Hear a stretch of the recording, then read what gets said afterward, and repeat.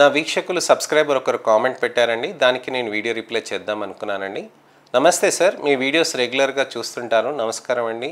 Sir, నాకు hats చాలా బ్లాక్గా ఉంటాయి, దానికి పరిష్కారం ఏమైనా ఉంటే చెప్పండి సార్ అని స్వాతి గారు అడిగారండి. స్వాతి గారికి లాస్ట్ వీడియోలో కూడా నేను రిప్లై చెప్పానండి. ఈసారి కూడా నేను మళ్ళీ ఎందుకు చేద్దాం అనుకుంటున్నానంటే, చాలామందికి లేజర్స్ గురించి అని అపోహలు ఉంటాయి. లేజర్స్తో పాటు ట్రీట్మెంట్స్ ఏమైనా అడ్వాన్స్వి ఉంటాయా, ఏ విధంగా మనం చేసుకోవచ్చు, ఎలా సేఫ్తో పాటు రిజల్ట్స్ ఓరియంటెడ్ ఉంటాయి అనే దాని గురించి అని చాలామంది ఆలోచిస్తూ ఉంటారు. అందుకోసమనే ఈ ఇన్ఫర్మేషనల్ అవేర్నెస్ వీడియోతోటి నేను మళ్ళీ మీ ముందుకు వస్తున్నాను. నేను మీ doctor Raj Kireet, Celestee skin laser and hair clinic, Jubilee Hills, Kokapet, LB Nagar, Sun సిటీలో chief and consultant dermatologist and founder dermatologist and hair transplant సర్జన్గా ప్రాక్టీస్ చేస్తున్నానండి.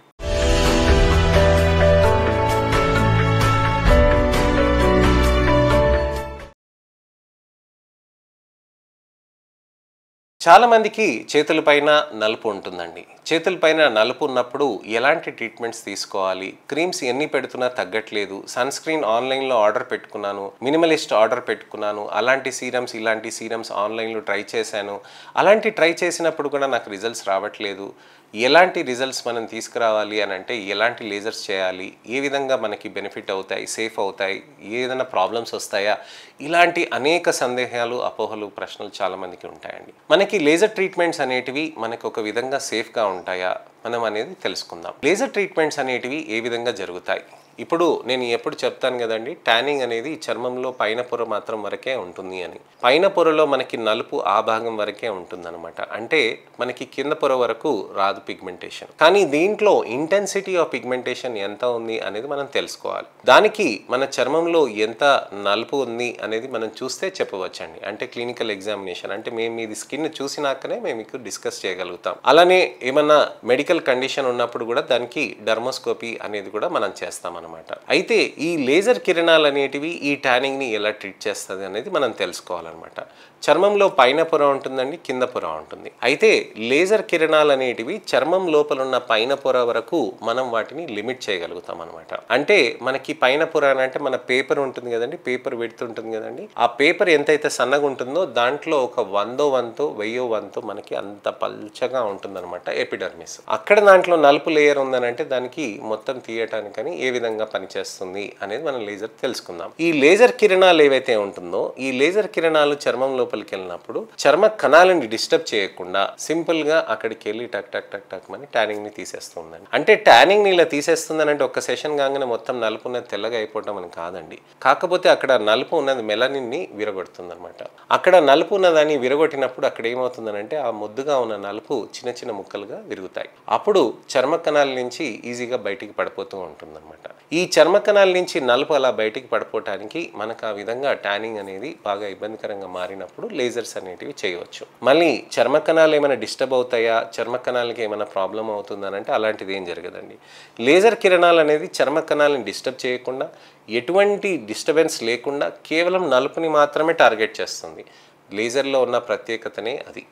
లేజర్స్ అనేటివి మనకి ఎటువంటి అటు ఇటు డిస్టర్బెన్స్ లేకుండా, అటు ఇటు పోయినా కానీ అది మనకి ఎటువంటి ప్రాబ్లమ్స్ అనేటివి కావు. ఎందుకనంటే అది చర్మంలో కింద పొర వరకే వెళ్తుంది అనమాట.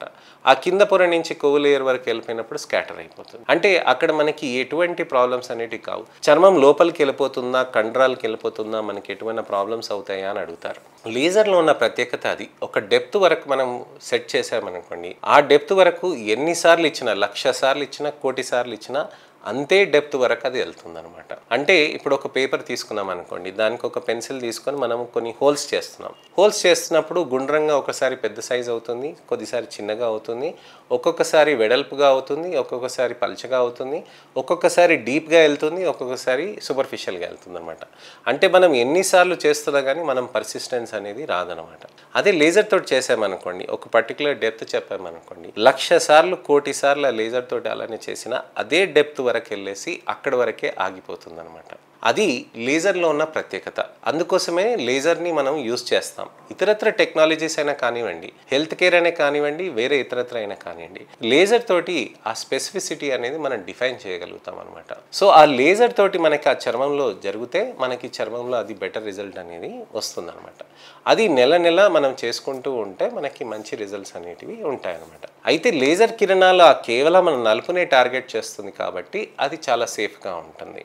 మనం లేజర్ చేసినాక ఎటువంటైనా జాగ్రత్తలు తీసుకోవాలా, చర్మాన్ని రాకేసినట్టు ఉంటుందా, దెబ్బ తగిలినట్టు ఉంటుందా అని చాలామంది ఆలోచిస్తూ ఉంటారు.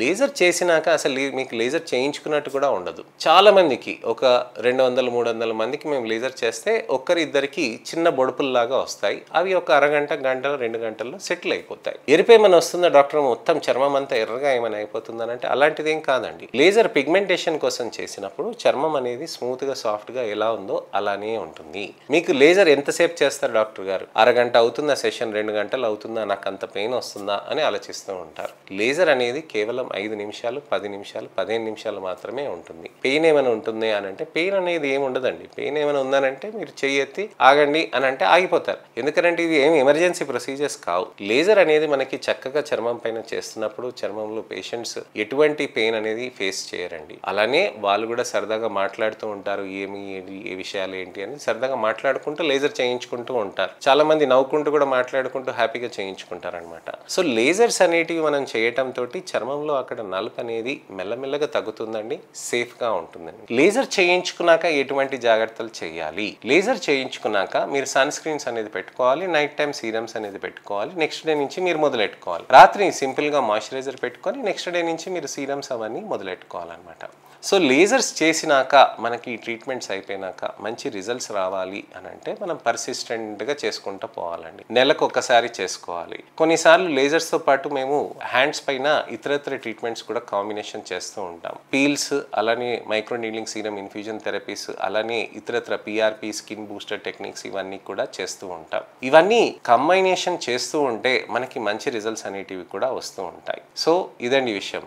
లేజర్ కిరణాలు ట్యానింగ్ని ఎలా తగ్గిస్తాయి, ఏ విధంగా బెనిఫిట్స్ వస్తాయి అనే దాని గురించి అని నేను మీకు పూర్తిగా వివరించాను. మీకు ఇంకేమైనా అపోహలు, సందేహాలు, ఏమైనా ప్రశ్నలు ఉంటే కనుక తప్పకుండా మీరు కామెంట్ సెక్షన్లో పెడితే దానికి తగ్గట్టుగా నేను మీకు వీడియో రిప్లై కూడా నేను చేస్తానండి. అలానే నా ఈ అవేర్నెస్ వీడియోస్ని మీరు తప్పకుండా అందరికీ షేర్ చేసి లేజర్ ట్రీట్మెంట్ సేఫ్గా ఉంటాయని మీ పిల్లలకి కానీ, మీ చుట్టాల పిల్లలకి కానీ, మీ మిత్రుల పిల్లలకి కానీ, ఎవరికైనా కానీ ప్రాబ్లమ్స్ ఉన్నప్పుడు వాళ్ళకి వీడియోస్ని షేర్ చేసి వాళ్ళతో మీకు అవేర్నెస్ని క్రియేట్ చేయండి. నా ఛానల్ని సబ్స్క్రైబ్ చేసుకొని నోటిఫికేషన్ బటన్ నొక్కితే తప్పకుండా నెక్స్ట్ ఇన్ఫర్మేషనల్ అవేర్నెస్ వీడియోతోటి నేను మళ్ళీ మీ ముందుకు వస్తాను. నేను మీ doctor Raj Kireet, Celestee skin laser and hair clinic, Jubilee Hills మరియు కోకాపేట్లో chief and founder dermatologist and hair transplant సర్జన్గా ప్రాక్టీస్ చేస్తున్నానండి. నమస్తే.